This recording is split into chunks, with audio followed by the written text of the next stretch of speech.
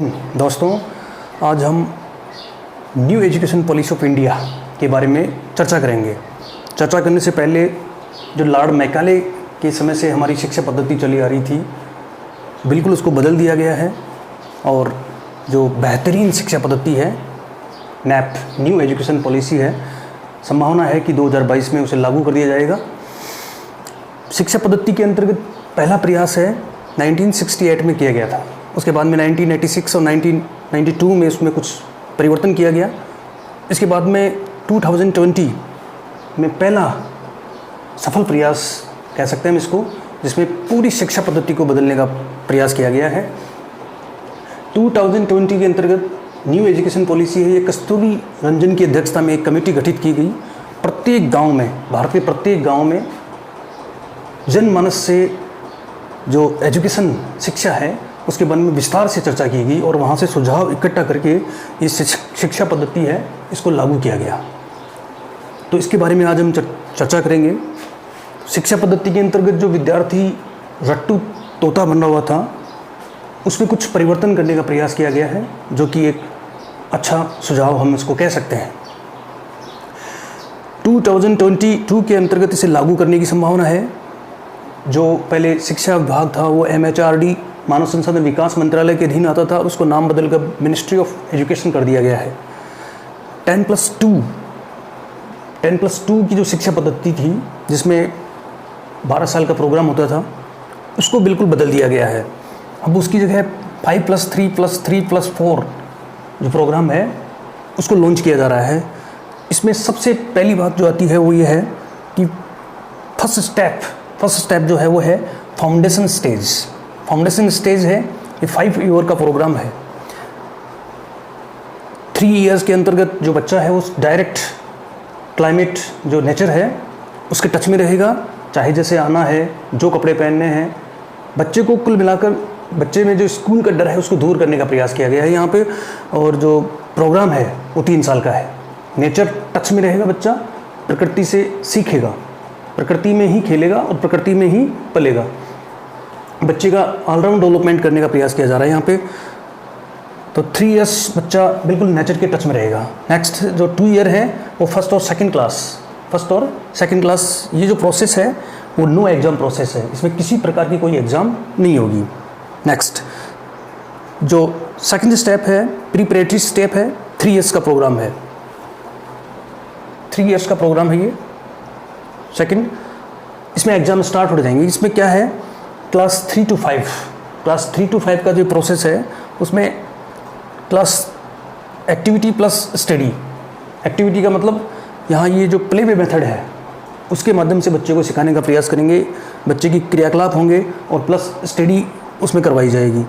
इसी के साथ में लैंग्वेज जो भाषा है उस पर भी बल दिया गया है। भाषा में एक तो रीजनल और दूसरा क्षेत्रीय भाषा है। किसी भी क्षेत्रीय भाषा में राजस्थानी, मराठी, बंगाली, कश्मीरी जो भी स्टेट हैं वो उनको छूट है कि वो किसी भी रीजनल लैंग्वेज है उसमें अपने जो बच्चा है उसको शिक्षा दे सकते हैं। और दूसरा जो है वो नेशनल लैंग्वेज है, उसमें भी आप उसको तैयार कर सकते हैं। यहाँ से एग्ज़ाम स्टार्ट हो जाएगा, ठीक है। नेक्स्ट जो स्टेप है वो थर्ड स्टेप है मिडिल स्टेज का प्रोग्राम है। ये 3 साल का है, 3 ईयर प्रोग्राम है। क्लास 6, 7, 8 इसमें इंडियन लैंग्वेज है, उसमें शिक्षा दी जाएगी। Computer coding, software design, Japan की तरह America, Britain, Japan, France, Netherland, Belgium, जो आप जितने भी देश देख रहे हो, भारत में बेरोजगारी सबसे बड़ी समस्या है कि करोड़ों बच्चे प्रतिवर्ष ग्रेजुएट होते हैं।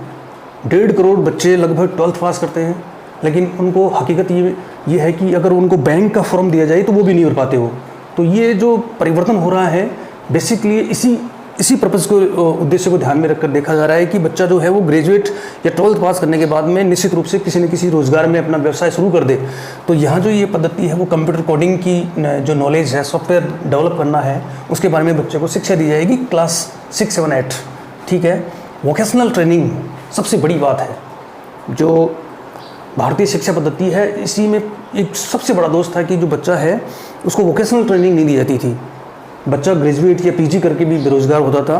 तो यहाँ पर ये जो वोकेशनल ट्रेनिंग है, जो भी बच्चे की जिस इंटरेस्ट है मान लो कारपेंटर में है, सिलाई में है, कढ़ाई में है, बुनाई में है, तो उसी के अकॉर्डिंग उसको ट्रेनिंग, वोकेशनल ट्रेनिंग है वो दी जाएगी। इसके अलावा मैथ, साइंस और आर्ट्स की भी जो बुक्स हैं उसका अध्ययन करवाया जाएगा। नेक्स्ट फोर्थ जो स्टेप है वो सेकेंडरी स्टेज है। सेकेंडरी स्टेज है 9 to 12th क्लास के लिए, 9 to 12 क्लास के लिए। इसमें एक फॉरेन लैंग्वेज होगी, विदेशी भाषा। विदेशी भाषा के अंतर्गत चाइनीज़, अमेरिकन, फ्रांसीसी, रसियन लैंग्वेज है, उसके बारे में, जर्मन लैंग्वेज है, उसके बारे में आप अध्ययन कर सकते हो। बहुत अच्छी बात है ये।